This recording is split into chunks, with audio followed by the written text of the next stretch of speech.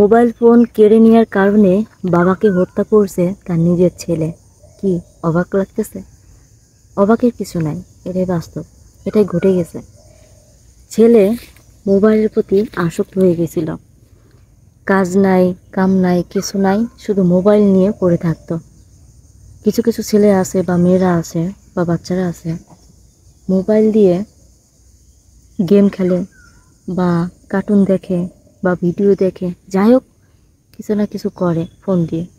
তো এই যে ছেলেটা কারণে অকারণে সে ফোনটা নিয়ে বসে থাকে, মোবাইলের প্রতি এমন একটা আসক্ত হয়ে গেছে যা বলার বাইরে। তো বাবা, ছেলেটার বাবা 5 ওয়াক্ত নামাজ পড়ে, ভালো কাজ করে। তো সেই বাবা তার ছেলেকে বলে যে ফোনটা একটু রাখতে বলে, বা ফোনের প্রতি যে এতটা আসক্ত হয়ে গেছে এটা থেকে একটু দূরে থাকতে বলে। যে ফোনটা রাখে না, ফোনই রাখে না, যে মানুষ পার্সোনাল কাজে বা ঘুরতে যায় বা কোনো জায়গায় যায় কিছু, সব সময় তার ফোনটা হাতে থাকে।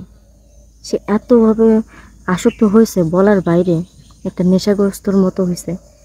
তো তার বাবা তাকে বারণ করে যে ফোনটা একটু রাখ, বা কাজটা কর, বা এখানে যা, বা কিছু একটা কর, বা পড়ালেখা কর।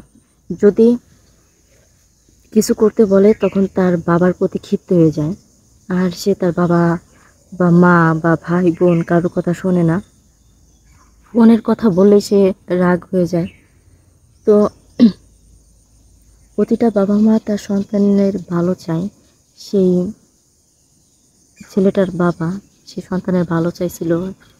তো একটা পর্যায়ে তার বাবা যখন তাকে বারণ করে, বারণ করার সত্ত্বেও সে শোনে না, তার ফোন কাছে থাকবেই।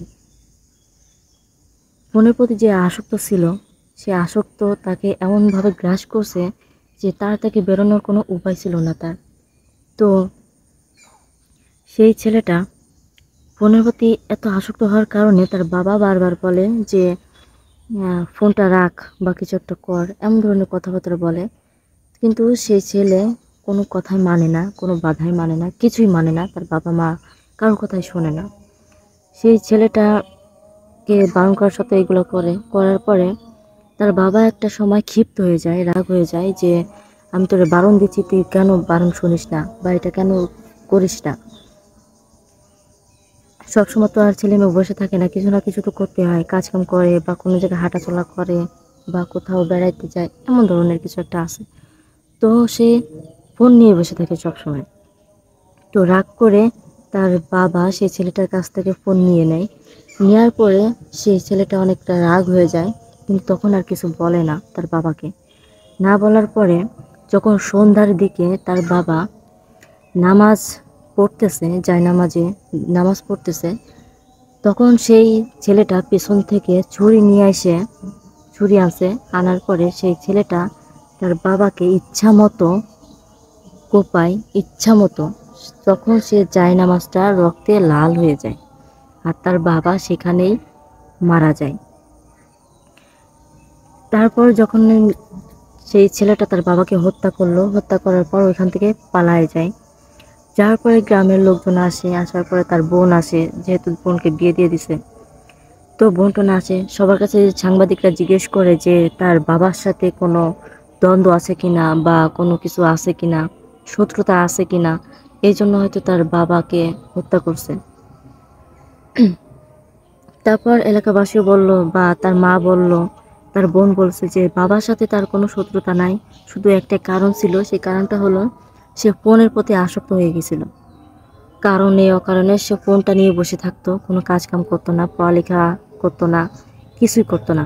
কেউ যদি কিছু বলতো সে কথাও শুনতো না, বাবা মা কি বলতেছে বলুক, তার মতো সে আছে, এতভাবে আসক্ত হয়ে গেছে। তো বাবা তাকে বারণ করার কারণে যখন দেখলো যে ছেলে তার পক্ষে নাই, বিপক্ষে চলে গেছে বা খারাপ অন্যদিকে চলে গেছে, তার সন্তান আর কথাবার্তা শুনতেছে না, তখন সেই বাবা ক্ষিপ্ত হয়ে ফোনটা নিয়ে যায়। নিয়ে যাওয়ার পরে তখন আর কিছু বলেনি, তার মনের ভিতরে যে একটা ক্ষোভ পুষে রাখছে তখন কেউ বুঝতে পারেনি। এক পর্যায়ে সেই তার বাবা যখন নামাজে পড়তেছে তখন গিয়ে সেই ছেলে তার বাবাকে হত্যা করে এইভাবে। তো বন্ধুরা, যে কোন জামানায় চলে আসে আসলে জানি না। তো এইভাবে হয়তো মানুষ একটু একটু করে হিংস্র হয়ে যাচ্ছে, যে আশেপাশে যা শুনতেছি, ধর্ষণ, খুন, রাহাজানি, ডাকাতি সব A to Z এইভাবে চলতেছে। ছেলের হাতে মা খুন হচ্ছে, মায়ের হাতে ছেলে খুন হচ্ছে, বাবা খুন হচ্ছে, বাবার কাছে মেয়ে ধর্ষণ হচ্ছে, এইভাবে চলতেছে। তো দুনিয়া এখন কোন পর্যায়ে চলে আসছে আসলে কেউ জানে না। এরপরে আবার কি হবে কি হবে না, সব একটা আতঙ্কের ভিতর থাকে যে পর্যায়ে চলে আসছে।